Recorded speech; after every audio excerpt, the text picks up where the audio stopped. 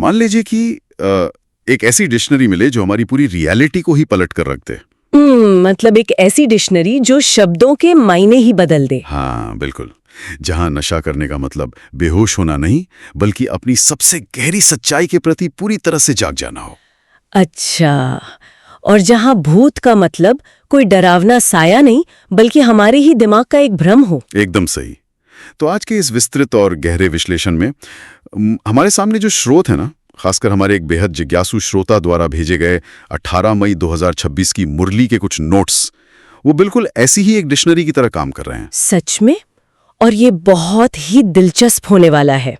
रोजमर्रा के शब्द न सिर्फ शब्द नहीं होते, ये हमारे समाज का सर्वाइवल मैकेनिज्म होते हैं। इंसान दुनिया को इन्हीं परिभाषाओं के चश्मे से देखता है। और मैं यहाँ ये स्पष्ट कर दूं कि इस डीप डाइव चर्चा का मिशन किसी विचारधारा का प्रचार करना नहीं है। हम सिर्फ उस मनोविज्ञान और अनोखी शब्दावली को डिकोड कर रहे हैं जो ब्रह्मा कुमारीज के इस आध्यात्मिक साहित्य में गहराई से बुनी गई है। बिल्कुल, हमारा उद्देश्य सिर्फ ये देखना है कि ये विचार इंसान के दिमाग पर कैसे असर डालते हैं, क्योंकि जब ये स्रोत फैमिली या रिश्तों जैसे शब्दों के मायने पूरी तरह से पलटता है, तो वो सीधा हमारी सोच की बुनियादी संरचना पर चोट करता है। ठीक है, तो चलिए सीधे इस वैचारिक भूल भुलैया में प्रवेश करते हैं। शुरुआत करते हैं उस सबसे बुनियादी सवाल से जो हर इंसान कभी न कभी खुद से पूछता है कि हम कौन हैं और हमारा परिवार कौन है। ये बहुत ही भारी सवाल है ना? हमारे स्रोत में ईश्वरीय फैमिली और लौकिक या कह लें कि जिस्मानी परिवार के बीच एक बहुत ही स्पष्ट लकीर खींची गई है। इसमें कहा गया है कि जो भौतिक परिवार है वो एक हद तक सीमित है, लेकिन जो ईश्वरीय फैमिली है वो बेहद की है। हाँ, ज्ञान के इस नजरिए से देखें तो सभी आत्माएं आपस में भाई बहन हैं और उनका एक ही परमपिता है, जिसे यहाँ शिव बाबा कहा गया है। ये ऐसा है जैसे अचानक किसी को एहसास हो कि वो दुनिया के सबसे बड़े ग्लोबल फैमिली ट्री का हिस्सा है। श्रोत ने इस विशाल वृक्ष के लिए एक बहुत ही दिलचस्प शब्द का प्रयोग किया है, सिजरा या वंशावली। सही कहा। और अगर हम इसके मनोविज्ञान की गहराई में जाए ना, तो ये अवधारणा सीधे तौर पर उस हम बनाम वो वाले ट्राइबलिज्म पर प्रहार करती है। ट्राइबलिज्म मतलब कबीलाई सोच? हाँ बिल्कुल, कबीलाई सोच। इंसान का दिमाग स्वाभाविक रूप से ऐसे ही सोचता है। जब कोई व्यक्ति स्वयं को केवल एक हाड़मास का शरीर मानता है, जिसे स्रोत की भाषा में देह अभिमान कहा गया है, तो वो अनजाने में खुद को एक आसुरी फैमिली का हिस्सा बना लेता है। आसुरी फैमिली मतलब राक्षसों का परिवार? सुनने में तो बहुत डरावना लगता है। नहीं, राक्षसों का परिवार नहीं। यहाँ इसका मतलब है विकारों, स्वार्थ और देह अभिमान में फंसी हुई दुनिया। शरीर से जुड़ते ही जाति, पात, भाषा, देश, इन सब की दीवारें खड़ी हो जाती हैं। इसी टकराव को स्रोत में खिटपिट कहा गया है। अच्छा, तो वो जो रोजमर्रा का झगड़ा है उसे खिटपिट कहते हैं। हाँ, लेकिन जैसे ही व्यक्ति खुद को एक आत्मा या देही अभिमानी के रूप में देखना शुरू करता है, वो प्रजापिता ब्रह्मा के उस विशाल सिजरे का हिस्सा बन जाता है। फिर दिमाग से परायेपन का कॉन्सेप्ट ही डिलीट हो जाता है। ये पहचान का सच में एक बिल्कुल नया नजरिया है। मतलब अगर तकनीकी रूप से देखें तो इस सिजरा के हिसाब से दुनिया में कोई भी पराया नहीं है। बिल्कुल कोई भी नहीं। हालांकि मैं सोच रहा था कि रोजमर्रा के ट्रैफिक जाम में कोई गाड़ी अचानक आगे ले आए तो उस ड्राइवर को अपना रूहानी भाई मानना इंसान के लिए थोड़ा मुश्किल जरूर साबित होता होगा। हाँ, ये एक बहुत ही व्यवहारिक चुनौती है और इसीलिए स्रोत ये भी स्पष्ट करता है कि ये बदलाव रातों रात नहीं होता। हमारी वर्तमान दुनिया ना अभी तमोप्रधान अवस्था में है। तमोप्रधान, इसका क्या मतलब है? तमोप्रधान का मतलब है हर चीज का अपनी सबसे निचली, अशुद्ध या डिग्रेडेड अवस्था में पहुंच जाना। इस तमोप्रधान दुनिया के शोर शराबे और खिटपिट के बीच उस ईश्वरीय फैमिली वाले नजरिए को बनाए रखने के लिए एक विशेष प्रकार की मानसिक ऊर्जा चाहिए होती है।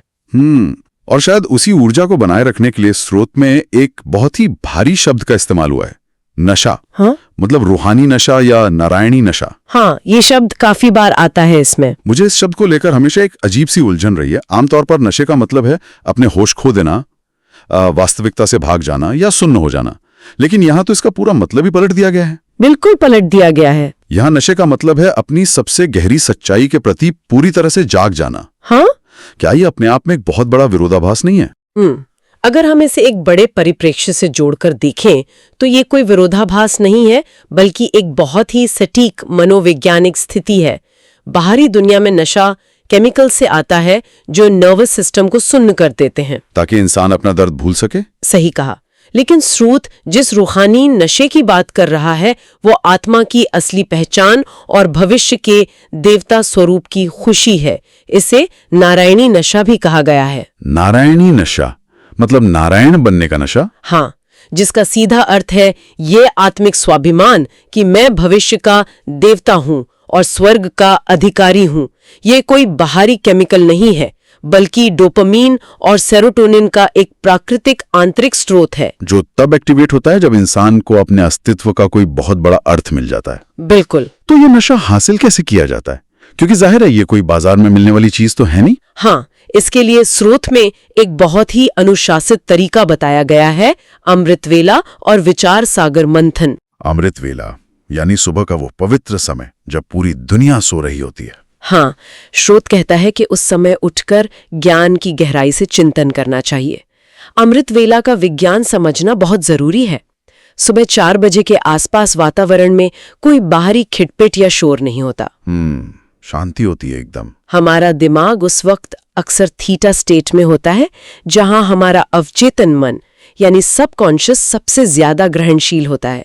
जब कोई व्यक्ति उस समय उठकर भारी कॉन्सेप्ट्स पर विचार सागर मंथन करता है तो वो असल में अपने न्यूरल पाथवेज को रीवायर कर रहा होता है। विचार सागर मंथन मतलब सिर्फ पढ़ना नहीं, बल्कि उस पर गहराई से सोचना। एकदम सही। किसी एक विचार को लेना, उसे अलग अलग नजरियों से देखना और अपनी असल जिंदगी पर लागू करना। ये तो बिल्कुल कच्चे डेटा को प्रोसेस करने जैसा हो गया। मतलब इंसान सिर्फ जानकारी जमा नहीं कर रहा, बल्कि उस जानकारी को मत कर उसमें से अपने काम का मक्खन निकाल रहा है। ये बहुत ही बढ़िया तुलना है। और इसी मंथन की प्रक्रिया से वो गुप्त नशा पैदा होता है। इसे गुप्त नशा इसलिए कहा गया है क्योंकि बाहरी दुनिया इसे समझ ही नहीं सकती। क्योंकि बाहर से इंसान बिल्कुल साधारण और शांत लग सकता है। हाँ, पर अंदर ही अंदर वो एक अपार आत्मिक खुशी से भरा होता है। और ये खुशी तब और भी स्थायी हो जाती है जब इंसान श्रीमत पर चलता है। श्रीमत यानी परमात्मा की श्रेष्ठ राय या निर्देश। जी हाँ, श्रीमत एक तरह से जीवन जीने का एक नया ऑपरेटिंग सिस्टम है। जब व्यक्ति के संकल्प और उसके कर्म इस नए ऑपरेटिंग सिस्टम के अलाइनमेंट में होते हैं तो अंदर कोई मानसिक संघर्ष नहीं बचता। और जब अंदर कोई संघर्ष नहीं होता तो ये रूहानी नशा कभी नहीं उतरता। यहां बात सच में बहुत दिलचस्प हो जाती है। मुझे यहां एक बात सच में समझ नहीं आ रही, और मुझे लगता है कि ये स्रोत का सबसे पेचीदा हिस्सा है। कौन सा हिस्सा? एक तरफ स्रोत कह रहा है कि खुद को एक बिंदु रूपी आत्मा समझो।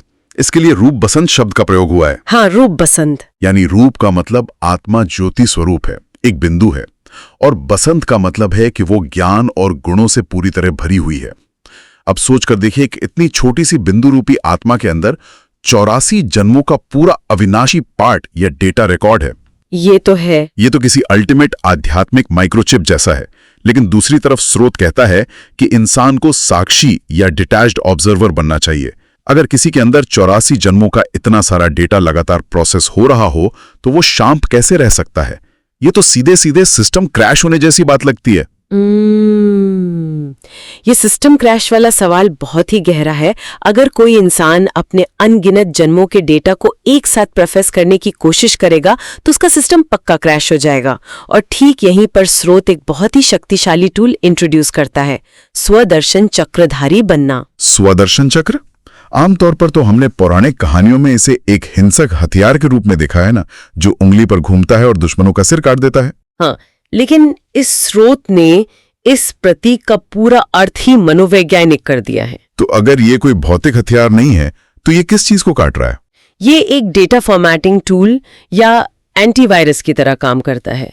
स्वदर्शन का मतलब है स्वयं का दर्शन करना। स्वदर्शन चक्रधारी वो है जो अपनी आत्मा, परमात्मा और 84 जन्मों के सृष्टि चक्र को एक साक्षी भाव से देखता है। अच्छा, मतलब वो इस चक्र को घुमाता है, अपनी टाइमलाइन को समझता है, पर उसमें उलझता नहीं है। बिल्कुल, वो उन पुराने करप्ट हो चुके इमोशनल फाइल्स को ज्ञान की वर्षा से साफ करता है। इसी प्रक्रिया को स्रोत में विकर्म विनाश कहा गया है। विकर्म विनाश मतलब पिछले पाप कर्मों का समाप्त हो जाना। हाँ, आत्मा की नकारात्मक प्रवृत्तियों का हमेशा के लिए समाप्त हो जाना। तो ये स्वदर्शन चक्र उन पुराने पैटर्न और दर्द को काटता है जो इंसान को आगे बढ़ने से रोकते हैं। और ये सब सहज राजयोग की प्रक्रिया का हिस्सा है। स्रोत में मन मना भव शब्द भी बार बार आता है, जिसका अर्थ है अपने मन को एक परमात्मा में लगाना। सही कहा। मतलब अगर हम अपनी कंप्यूटर वाली एनालॉजी को आगे बढ़ाएं तो मन मना भाव का मतलब है अपने पर्सनल हैंग हो रहे सिस्टम को एक unlimited corruption free super server यानी शिव बाबा से कनेक्ट कर देना। बहुत ही शानदार एनालॉजी है। जब वो कनेक्शन जुड़ता है, जिसे स्रोत सगाई भी कहता है, यानी आत्मा और परमात्मा का संबंध जुड़ना, तो इंसान के अंदर की सारी व्यर्थ हलचल खत्म होने लगती है। सगाई, वाह, ये भी एक रोजमर्रा का शब्द है जिसे बिल्कुल नया अर्थ दे दिया गया है। हाँ, और स्रोत एक और महत्वपूर्ण कॉन्सेप्ट देता है, त्रिमूर्ति। अक्सर लोग त्रिमूर्ति का मतलब सिर्फ ब्रह्मा, विष्णु और शंकर मानते हैं, लेकिन यहाँ स्पष्ट किया गया है कि इन तीनों की भूमिकाओं के पीछे जो मुख्य शक्ति है वो शिव है। जब आत्मा इस पूरी त्रिमूर्ति की कार्यप्रणाली और शिव बाबा के साथ अपने संबंध को समझ लेती है तो वो सद्गति की ओर बढ़ती है। सद्गति यानी आत्मा की श्रेष्ठ गति। मैंने देखा कि स्रोत में इसके दो हिस्से बताए गए हैं, मुक्ति और जीवन मुक्ति। मुक्ति धाम वो जगह है जहां आत्माएं शांति से रहती हैं, जैसे कोई विश्राम का स्थान। हाँ, शांति लोक जिसे कहते हैं। लेकिन मुझे जीवन मुक्ति का कॉन्सेप्ट ज्यादा दिलचस्प लगा। इसका मतलब है कि इंसान को मरने के बाद का इंतजार नहीं करना है। इसी जीवन में रहते हुए, दुनिया के सारे काम करते हुए भी पूर्ण सुख और मानसिक बंधनों से आजाद रहने की अवस्था ही जीवन मुक्ति है। और यही ज्ञान रत्न है। ज्ञान की वो अमूल्य बातें जो केवल किताबी नहीं है बल्कि इंसान की रोजमर्रा की जिंदगी का अनुभव बदल देती हैं। जब विकर्म विनाश होते हैं और इंसान जीवन मुक्ति का अनुभव करता है तो वो असल मायने में देही अभिमानी बन जाता है। ये पूरा सफर ज्ञान की वर्षा, स्वदर्शन चक्र, विकर्म विनाश सुनने में बहुत ही स्मूथ और सीधा लगता है। ऐसा लगता है जैसे बस सुबह उठो, मंथन करो और सब कुछ परफेक्ट हो जाएगा। हाँ, सुनने में तो ऐसा ही लगता है। लेकिन मुझे यकीन है कि इस रास्ते में कोई ना कोई वायरस या बग्स तो जरूर होंगे, क्योंकि स्रोत में कुछ बहुत ही अजीब और डरावने शब्द भी इस्तेमाल हुए हैं, जैसे ध्यान दीदार में माया की प्रविष्टता और भूत की प्रविष्टता। अब यहाँ भूत का क्या काम?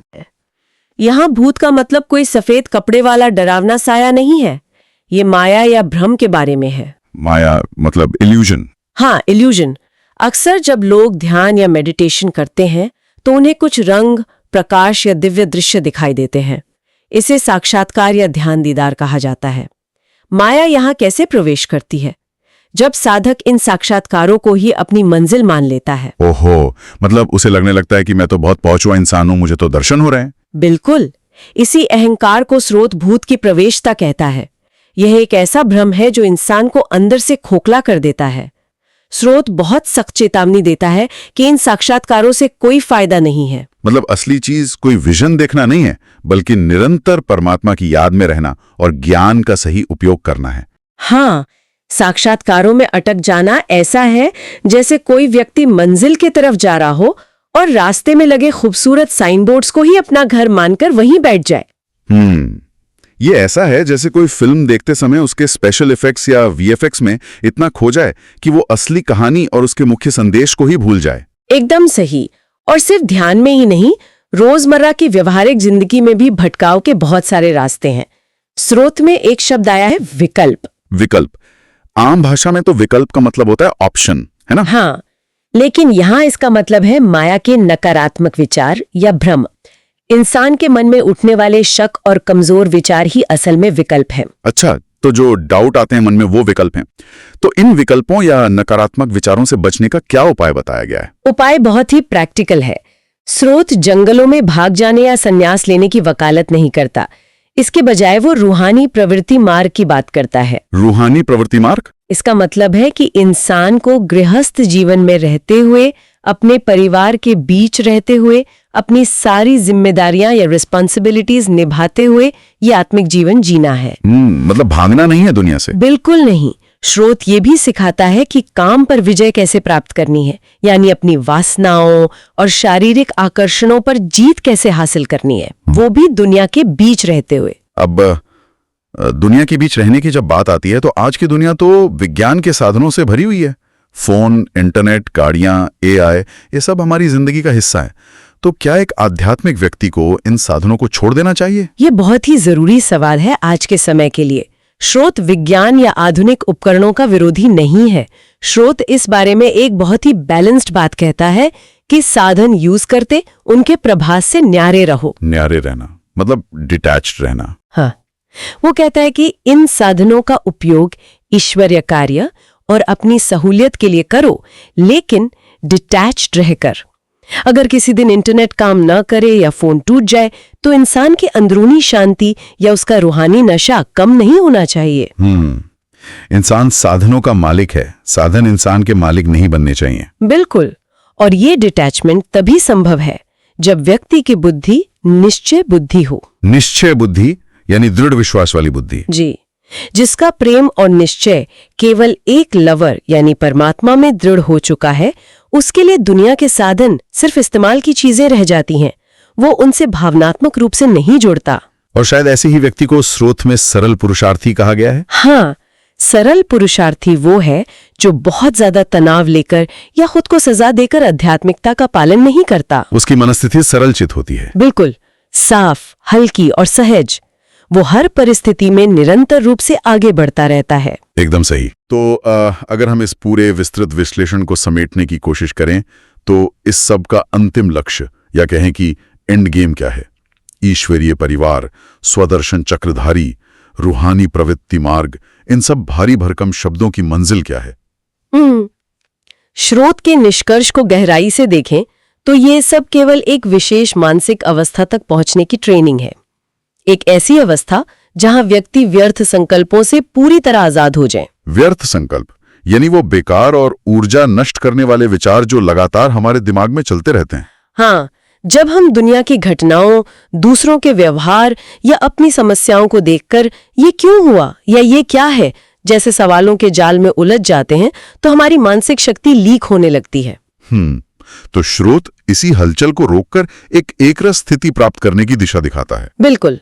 एकरस स्थिति का मतलब है हर परिस्थिति में, चाहे सुख हो या दुख, अपमान हो या सम्मान, समान और स्थिर रहना। और शायद इसी गहरी स्थिरता को स्रोत में एक बहुत ही अनूठे शब्द से संबोधित किया गया है, स्थैर्यम। स्थैर्यम। ये शब्द सुनने में ही ऐसा लगता है जैसे किसी बहुत ही ठोस और अडिग अवस्था की बात हो रही हो। हाँ, स्थैर्यम एक ऐसी गंभीर और शांत अवस्था है जहां बाहर का कोई भी तूफान इंसान के अंदर की शांति को नहीं हिला सकता।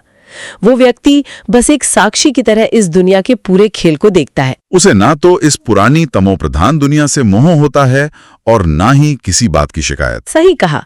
वो बस अपनी एकरस स्थिति में टिका रहता है। तो सार यह है कि इंसान खुद को उस ईश्वरीय परिवार का सदस्य माने, अमृत वेले के शांत समय में विचार सागर मंथन करे, अपने दिमाग के पुराने करप्ट डेटा को स्वदर्शन चक्र से डिलीट करे और व्यर्थ संकल्पों से मुक्त होकर स्थैर्यम की अवस्था में जिए। यही पूरे स्रोत का निचोड़ है।